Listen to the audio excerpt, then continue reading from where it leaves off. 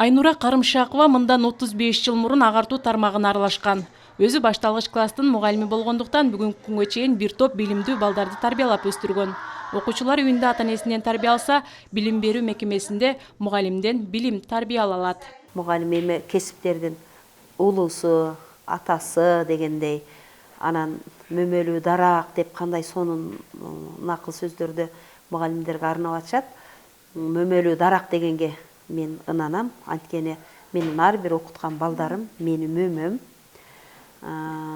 Алды мен 82 жылкы балдарды окуттум. Алды көбү мугалимдик кесипти, врачтык кесиптерди тандап кетишти.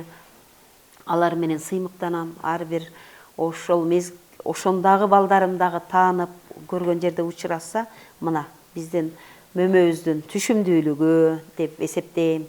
Мезгил өткөн сайын билим берүүдө да ар кандай жаңылыктар болууда. Биз да замандан артта калбай, ар кандай сынак тренингтерге катышып, тажрыйбабызды кеңейтебиз деген каарманыбыз балдарга билим берүүдө да өзүнчө кесипкөйлүк керек экендигин кошумчалайт. Мугалим психолог болуш керек.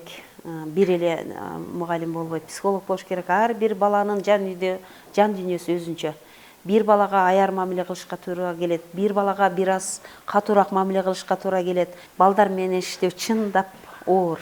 Ар биринин жан дүйнөсүнө кирип, буларды ачканыбызда гана, жан дүйнөсүн ачканыбызда гана биздин берген билимибиз сиңет буларга. Анан бир нерсе талап кыла алабыз. Айнура айым жакынкы күндөрү эл агартуунун мыктысы төшбелгисин алуу алдында турат. Бул үчүн кылган эмгеги менен катар эле тажрыйбасы да жетиштүү. Жалал Абад шаарындагы номер 21 жол болду болот атында орто мектебинде негизинен 52 мугалим эмгектенип жаштарга окуу таалим тарбиясын иштерин алып барышат. 929 окуучу билим алышат. Бүгүнкү күндө ушу 6 эл агартуунун мыктылары бар.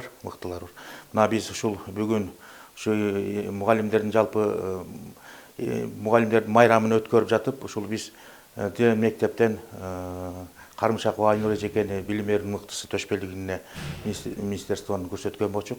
Эжекебиз мына буйрукса ошол төшбелгини алганы турат. Белгилей кетсек, 5 октябрь Кыргыз Республикасынын билим берүү кызматкерлеринин күнү катары белгиленип, бул күнү алардын билим берүүгө жана коомдун өнүгүшүнө кошкон салымы даңазаланат. Бактыгүл Тешебаева, Бектур Иманалиев, Жалал Абад шаары.